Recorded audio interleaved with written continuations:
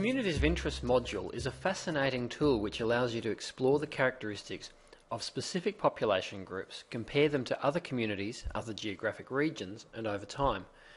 This is particularly useful for looking at the diverse migrant communities who have made Australia home. For this example, we will look at the city of Fairfield, one of the most diverse areas in Australia. Firstly, go to Communities of Interest, Overseas Born, and Introduction. You can see here that nearly 100,000 Fairfield residents were born overseas, and you can see some key statistics about them. Now choose the 5-year age groups tab. Here you can see the overseas born population in Fairfield compared to Greater Sydney. It's slightly more concentrated in the baby boomer age groups 45 to 64. This is quite interesting for such an area of migration, and the overseas born population is ageing, with large increases in those aged 50 plus and actually declines in the younger population. But the Communities of Interest module also has the capacity to view the same information for specific birthplace and language groups. So drop down the Birthplace tab, and here you can see quite a long list because there are a number of communities in Fairfield which we profile. So choose China from here. What's interesting here is that the Chinese-born population clearly represents an older wave of migration in Fairfield. You can see, compared to the Chinese across Greater Sydney, they are much more concentrated in the over 55s age groups, whereas across Sydney they're mainly in their 20s. Communities of Interest have the option of 2 types of benchmarks. You can benchmark to the same group across the region, i.e. Greater Sydney, or New South Wales or Australia in this case, or you can see how this group differs from the total population of your area. So in this case, how do the Chinese population differ from the total population of Fairfield?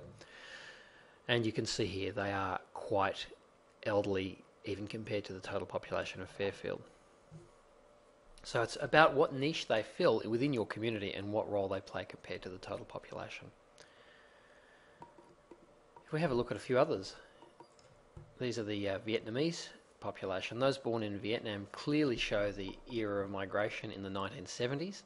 They are mostly between 30 and 60 years of age. In contrast, those born in Iraq are substantially younger. Note, however, that because we're looking at a birthplace outside of Australia, there's usually not very many in that youngest group. Most of those of Iraqi ancestry would actually have been born here. If we switch over to language, you can see that the Iraqi population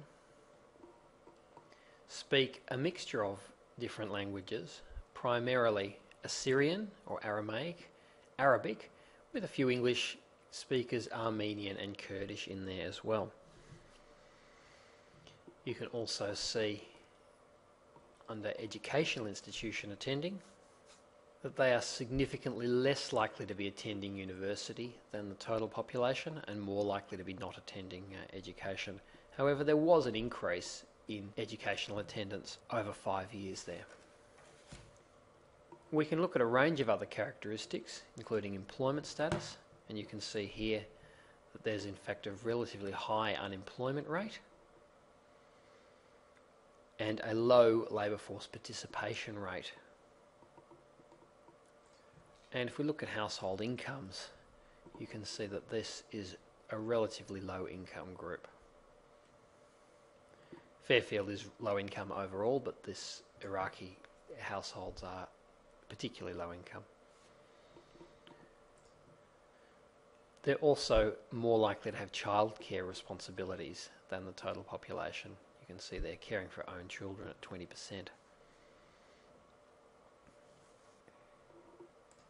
And you can see from the household types that most Iraqi-born people lived in couple family households with children, almost 70%.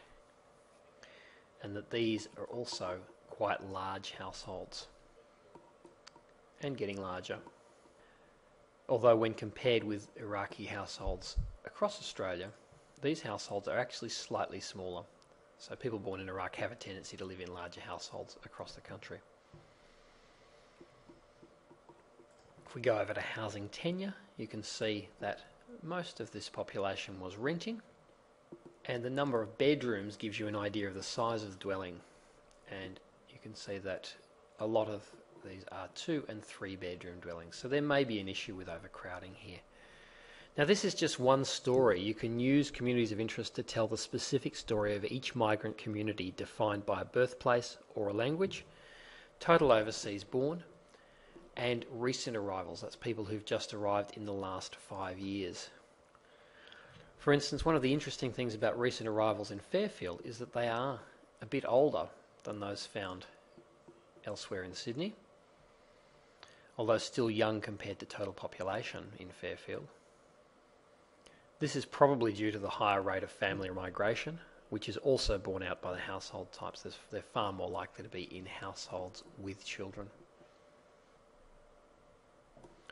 And finally, something of a hot topic not all that long ago: do low-income households drive cars?